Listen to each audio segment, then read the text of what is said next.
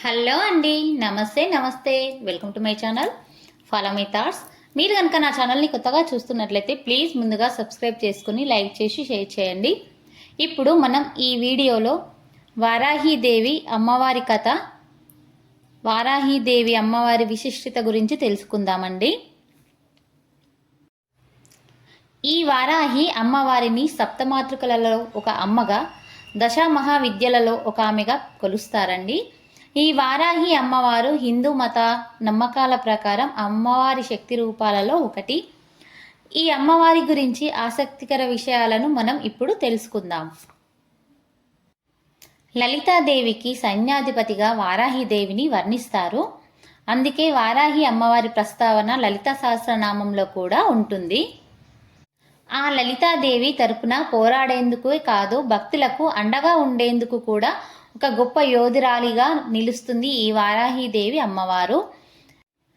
ఈమెను ఆరాధిస్తే జీవితంలో ఎదురయ్యే అడ్డంకులన్నీ తొలగిపోతాయని, శత్రుభయమే ఉండదని, అపార జ్ఞానం సిద్ధిస్తుందని, కుండలిని శక్తి జాగృతమవుతుందని చెప్తారు.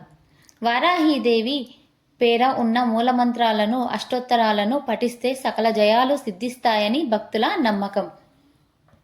మరి ఇంతటి శక్తివంతమైన అమ్మవారి గురించి ఆసక్తికర విషయాలను మనం మరికొన్ని ఇప్పుడు తెలుసుకుందామండి. ఈ వారాహి అమ్మవారు నల్లని కాంతితో, వరాహ ముఖంతో, మనిషి వాహనం గలదై, అలాగే 8 చేతులతో, శంఖం, చక్రం, నాగలి, గుణపం, అభయ వరదాలతో ఉంటుంది.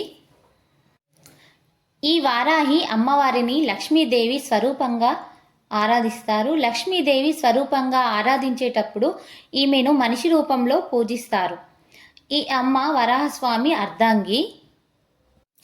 శివుడి నుండి శివాని, విష్ణువు నుండి వైష్ణవి, బ్రహ్మ నుండి బ్రాహ్మణి, ఇలా వరాహస్వామి నుండి వారాహి మాత ఉద్భవించింది.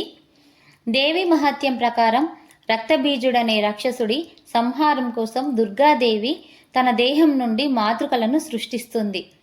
అలా పుట్టుకొచ్చిన మాతృకలలో రాక్షసుడిని, అతని సేనను సంహరిస్తుంది శంభుడు దుర్గాదేవిని ద్వంద్వయుద్ధం కోసం రమ్మని సవాలు చేస్తే ఆమె తిరిగి మాతృకలను తనలో ఇముడ్చుకొని రాక్షసుడిని సంహరిస్తుంది.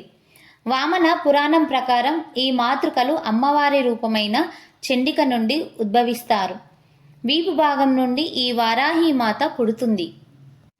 ఈ అమ్మవారి వాహనం గేదెగా తెలుపబడింది.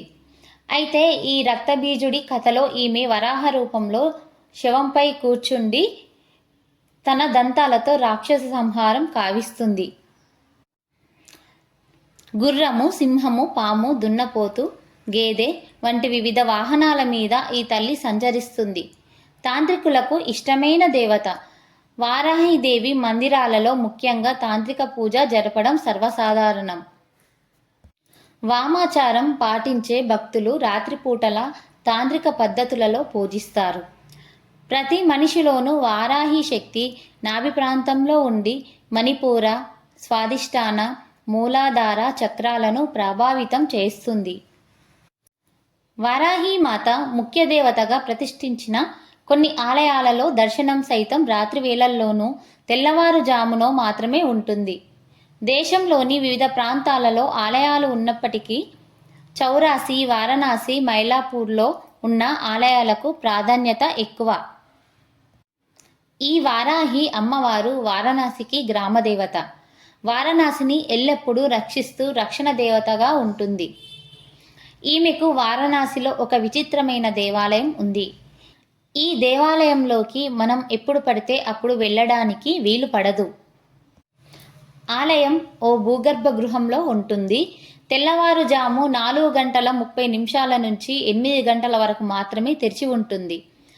ఆ సమయంలో గ్రామదేవత అయిన వారాహి అమ్మవారు వారణాసిని చూసి రావడానికి వెళుతుందంట. అందువల్లే ఆ సమయంలో మాత్రమే దర్శనానికి అనుమతిస్తారు. మిగిలిన సమయం మొత్తం ఈ దేవాలయాన్ని మూసివేసి ఉంటారు. ఇక ఆలయం తెరిచిన సమయంలో దర్శనానికి వెళితే నేలపై 2 రంధ్రాలు కనిపిస్తాయి. వాటి ద్వారా మాత్రమే అమ్మవారిని దర్శించుకోవాలి. ఒక రంధ్రంలో నుంచి చూసినప్పుడు అమ్మవారి ముఖం మాత్రమే కనిపిస్తుంది. మరో రంధ్రం నుండి చూసినప్పుడు అమ్మవారి పాదముద్రలు కనిపిస్తాయి. వారాహి అమ్మవారు ఉగ్రరూపిణి కాబట్టే ఇలా రంధ్రాల ద్వారా దర్శించే ఏర్పాటు చేసినట్లుగా చెప్తారు. ఆగమశాస్త్రం ప్రకారం ప్రతి శిల్పాన్ని ఉగ్రకళ లేదా శాంతి కళతో మలచబడి ఉంటుంది. ఉగ్రకళతో ఉన్న విగ్రహాల్లో సాధారణంగా శక్తి ఉంటుంది. ఈ శక్తి దుష్టశక్తులను అణచడానికి వీలుగా రూపొందించబడుతుంది. ఇలా ఉగ్రరూపధారిణి అయిన అమ్మవారిని చూడటం కేవలం ఉపాసన బలం ఉన్నవారికి మాత్రమే వీలవుతుందని, అది కూడా అమ్మవారు గ్రామ సంచారంకై వెళ్ళినప్పుడు మాత్రమే కుదురుతుందని చెబుతారు. వారణాసిలోని దశాశ్వమేధ ఘాట్కి ఎడమవైపున ఈ ఆలయం ఉంటుంది. ఈ వారాహిదేవి కవచం పారాయణం చేస్తే ఎంతటి కష్టసాధ్యమైన పనులైనా త్వరగా పూర్తి అవుతాయని చెబుతారు. అఘోరాలు తాంత్రిక సిద్ధులకై రాత్రి వేళల్లో ఈ అమ్మవారిని పూజిస్తారు.